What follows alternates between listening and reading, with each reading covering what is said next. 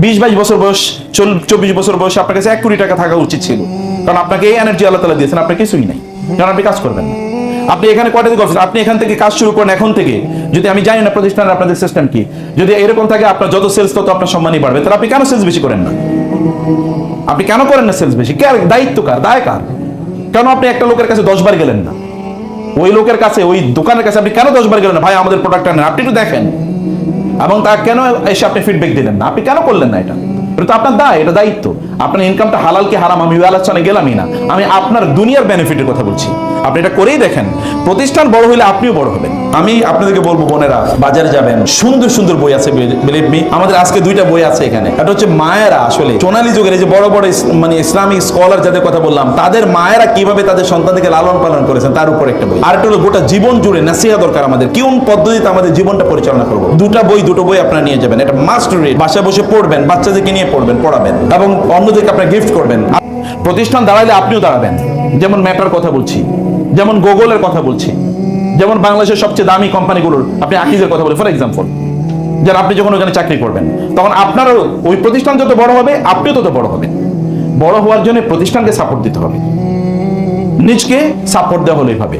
এবং এর মাধ্যমে আপনারা নিজেরা প্রয়োজনে আপনি আপনার এলাকার ডিলারশিপ নেন। একটা এক্সাম্পল বলছি, ওইখানে আপনি ডিলারশিপ নেন, কাজও করেন, ডিলারশিপও নেন। একটা এক্সাম্পল বলছি, ছোট ছোট ব্যবসা শুরু করে দেন, আপনার পণ্য আপনি বিক্রি করেন, বা আপনি একটা লোক তৈরি করে দেন, আপনার কাউকে নিয়োগ দেন যে তুমি এগুলো পণ্য বিক্রি করো। আপনি আবার সাব হ্যান্ড তৈরি করেন। You can do many things. আপনি কেবল একটু ডাইনামিক্যালি চিন্তা করলেই হলো। আপনি কাউকে আরো অন্য কাউকে আপনি নিয়োগ করতে পারেন, নিয়ে যে আপনাকে আরো সাপোর্ট করলো, আরো বেশি মানুষের সাথে র্যাপোর্ট তৈরি করা, মানুষের সাথে সম্পর্ক তৈরি করা। আপনার পণ্যটা আপনার কেবল হাসির কারণে নেবে। আপনি ওইখানে গেছেন, আপনাকে 3টা কথা জিজ্ঞেস করলো, আপনি একটা কথার উত্তর দিলেন না। আপনি জানেন যে কোনো মানুষকে দেখে হেসে দেওয়া এটাও কি? এটা তো সুন্নাহ শুধু না, সাদাকা। কাউরে কোনো ফকিরের দান করলে, যেটা টাকা দান করলে আপনি যে সওয়াব পেতেন, কাউকে দেখে হেসে দিলে কি? আর আমরা মার্কেটিং এ বলি smiling is the best marketing টুল। কোন SR সেলস রিপ্রেজেন্টেটিভ যদি দোকানিরে দেখে হাসে, ওই দোকানে তার পণ্য কেনা ছাড়া তার কোনো উপায় আছে? আর আপনি যাইবেন, মনে হচ্ছে যেন আপনি কয়লা মুখে দিয়ে গেছেন একেবারে। চেহারার দিকে তাকাইলে মনে হচ্ছে না এখন উজু করে আসা উচিত আমার, তাই না? আপনার যদি পরিস্থিতি এইরকম হয়, তাহলে আপনার পণ্য কেন লোকেরা কিনবে? ওনার দায় পড়লো, ওনার দায় পড়লো কি? প্রয়োজন আপনি ইনভেস্টমেন্ট করেন, আপনি ওনাকে চা খাওয়ান, যাওয়ার সময় 2টা চকলেট নিয়ে যান।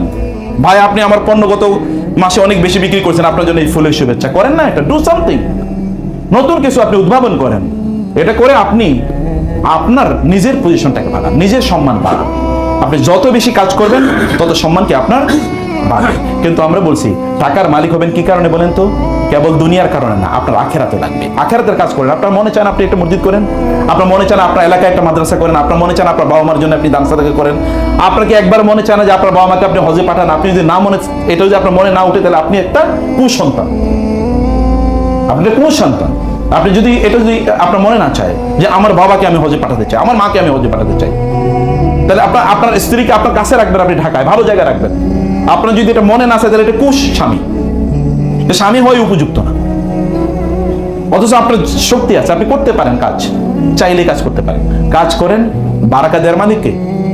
যে কাজ করবে আল্লাহ তাকে বরকত দেবেই। এই যে ইউরোপিয়ানরা করছে, হিন্দুরা করছে, বৌদ্ধরা করছে, খ্রিস্টানরা করছে, কেবল কাজ করে না কারা?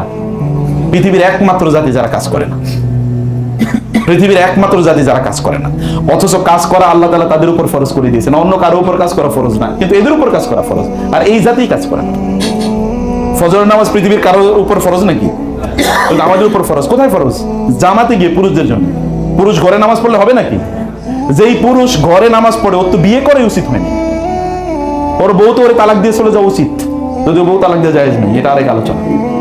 কিন্তু ওর বউ তারে ছেড়ে যাওয়া উচিত। কিন্তু আধা পুরুষ যে এখনো ফজরের সময় সে ঘুমে আছে। পাখি যদি আপনার আগে ঘুম থেকে উঠতে পারে, তাহলে বুঝবেন আপনি পাখির চেয়ে অধম। যদি শিয়াল এবং কুকুর আপনার চেয়ে ঘুম থেকে আগে উঠে, বনের প্রাণীগুলো আপনার চেয়ে ঘুম থেকে আগে উঠে, তাহলে আপনি তাদের চেয়ে অধম। আপনি তাদের মতোই হতে পারলেন। তোমার ছেলে জাগলে মাগো রাত পোহাবে, তো আপনাকে জাগতে হবে, তাইলে রাত পোহাবে। তাহলে আপনারা উম্মার জন্য সম্পদ হন, আপনার ভালো ব্যবসায়ী হন, আপনার ভালো কর্মী হন। লোকেরা আপনাকে দেখে প্রশংসা করবে, ও is a man, good worker, good performer. অন্যরা আপনাকে দেখে ঈর্ষা করুক, বলুক, বেঞ্চমার্ক হিসেবে আপনাকে নেয় যে না ওনার মতো আপনি মার্কেটিং সম্পর্কে পড়াশোনা করেন, প্রচুর পরিমাণ ইউটিউবে ফ্রি ভিডিও আছে, প্রচুর শুনুন কি করতে হবে, প্রচুর প্রচুর ব্যাপক পরিমাণ। সময় নষ্ট করবেন না, সময় নষ্ট যারা করে তারা তো শয়তানের সবচেয়ে বড় ভাই, আপন ভাই। অন্যরা তো শয়তানের খালতো ভাই, কিন্তু এরা শয়তানের আপন ভাই। ইন্নাল মুবাজ্জিরিনা কানু ইখওয়ানা শায়াতিন।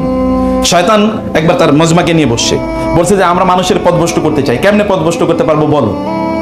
শয়তান চেলা চামুন্ডরে নিয়ে বলছে, একটা পিচ্চি একেবারে পিছনে বসে আছে, বলে স্যার আমার একটা প্ল্যান আছে। সে তো ছোট, সে বলছে যে আমি আসলে বললে আপনি কি মনে করবেন, সবাই এত ভালো ভালো প্ল্যান দিছে। তো বলছে তোমার প্ল্যানটা কি কও?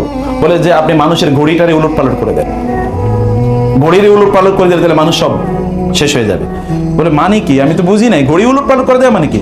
বলে তার টাইম গুলো এলোমেলো করে দেন, কখন ঘুমাবে, কখন উঠবে, কখন খাবে, কখন কাজ করবে, কোনো কিছু যেন ঠিক মতো না চলে। এটা করে দেন, তাহলে দেখবেন এগুলো সব পাগলের মধ্যে ঘুরতে থাকবে। বলে তুই তো ভালো আইডিয়া দিছিস, তোর এখন কি দেওয়া হোক, নোবেল প্রাইজ দেওয়া হোক। এবং ওই আইডিয়াতে এখন সারা পৃথিবীর মানুষ চলতেছে, মুসলমানরা সবচেয়ে বেশি চলতেছে ওই আইডিয়া অনুসারে।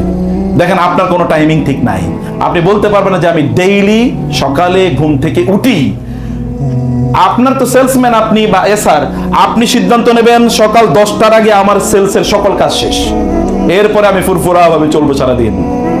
এইটা আপনাকে সিদ্ধান্ত নিতে হবে, তাইলে দেখেন আপনি see the change. You do it for 1 2 3 months 4 months and you see the changes in your life ইনশাআল্লাহ। আমি আপনাদেরকে বলবো বোনেরা, বাজারে যাবেন, সুন্দর সুন্দর বই আছে, believe me। আমাদের আজকে 2টা বই আছে এখানে। এটা হচ্ছে মায়েরা, আসলে সোনালী যুগের এই যে বড় বড় মানে ইসলামিক স্কলার যাদের কথা বললাম, তাদের মায়েরা কিভাবে তাদের সন্তানদেরকে লালন পালন করেছেন তার উপর একটা বই। আর একটা হলো গোটা জীবন জুড়ে নাসিহা দরকার আমাদের, কোন পদ্ধতিতে আমাদের জীবনটা পরিচালনা করব। দুটো বই আপনারা নিয়ে যাবেন, এটা মাস্ট রিড, বাসায় বসে পড়বেন, বাচ্চাদেরকে নিয়ে পড়বেন, পড়াবেন এবং অন্যদেরকে আপনারা গিফট করবেন।